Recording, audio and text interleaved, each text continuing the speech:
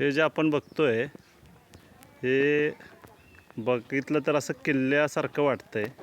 हा कुठल्या किल्ला बनवलेला नाही मातीचा. हे उंदराचं घर आहे. उंदराचं घर जमिनीखाली असतं. शक्यतो आपल्याला बघायला मिळत नाही की कशा प्रकारे त्यानं वेगवेगळ्या प्रकारे वाटा तयार केलेल्या असतात, बिळं असतात, त्याचं राहायचं ठिकाण असतं, धान्याचं कोठार असते. तर या ठिकाणी भात वाढवलेलं पळींज इथं आम्ही ताडपत्री खाली टाकून त्याच्यावरती साठवलं होतं आणि जवळजवळ त्याला 1.5-2 महिना झाला. आणि ते साठवलेलं असल्यामुळे त्याच्या खाली उंदरानं आपलं घर तयार केलं.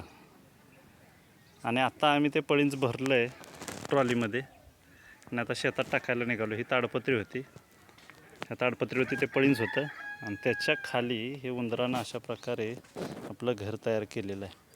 तर आपण बघितलं ते इथून सुरुवात होत आहे. हे अशी वेगवेगळं त्याने वाटा तयार केलेला आहे. एकाला दुसरा, दुसऱ्याला तिसरा, अशा पद्धतीने जोडत म्हणजे एका बाजूनं जरी त्याच्या बिळात साप शिरला तरी त्यानं चारी बाजूला रस्ता आणि वाटा तयार करून ठेवलेले आहेत. त्याच्यामध्ये महत्त्वाचं बघण्यासारखं इथून या पद्धतीनं आल्यानंतर हे मध्ये जे गोल असा चौकोन दिसतोय हा, तर या ठिकाणी त्याचं राहायचं ठिकाण आहे, बसायचं म्हणजे बेडरूम म्हणू आपण. त्याच्या दोन्ही बाजूला जे दिसतंय हे जे धान्याचं कोठार आहे, हे खाद्य त्यानं साठवून ठेवलेलं आहे. उंदीर हा प्राणी असा आहे की जेव्हा खाद्य अवेलेबल असते, मिळतं निसर्गात, तेव्हा तो साठवून ठेवतो आणि तेच पुढं वर्षभर त्याचा वापर करतो. तर ह्याचं वैशिष्ट्य असं, इथं मध्यभागी त्याची राहायचं ठिकाण आहे, बसायचं झोपायचं. त्याच्या या बाजूला आणि या बाजूला दोन्ही बाजूला त्यानं आपलं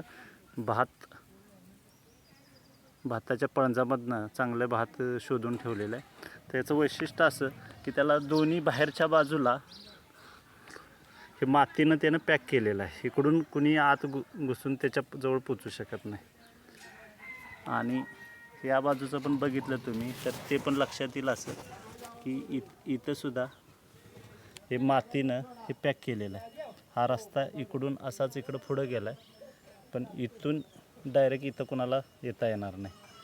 यायचं असेल तर इथं राहायचं ठिकाण आणि इथंच दोन्ही बाजूला त्यानं खायची व्यवस्था केलेली आहे.